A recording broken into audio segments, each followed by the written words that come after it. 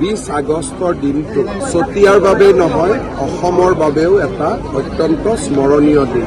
20 আগষ্টৰ দিনা চতিয়া থানাত প্ৰথমবাৰৰ বাবে অসমৰ তিৰংগা পতাকা মুক্তিযুঁজাৰু আৰু স্বাধীনতা সেনানীসকলে উত্তোলন কৰি আহিছিল আৰু পুনৰাই 1942 20 ছেপ্টেম্বৰ দিনাও তেখেতসকলে চতিয়া থানাত তিৰংগা পতাকা উত্তোলন কৰিছিল। পদ্ম হাজৰিকা ডাঙৰীয়াৰ প্ৰচেষ্টাত চতিয়া দিৱস পালনৰ এটা মহান প্ৰচেষ্টা হাতত লোৱা হৈছিল। ইয়াক এতিয়া চৰকাৰীভাৱে উদযাপন কৰা হয়।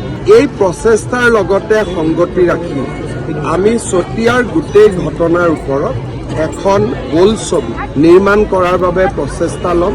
ইয়াৰ উপৰিও অসমৰ প্ৰথমখন মুকলি বিহু মাধুৰীআহত চতিয়াত হোৱা বুলি এটা আমাৰ জনবিশ্বাস আছে। কেতিয়াবা গোলাঘাটতো এখন বিহুৱে কয় যে আমাৰ ইয়াত প্ৰথম হৈছিল।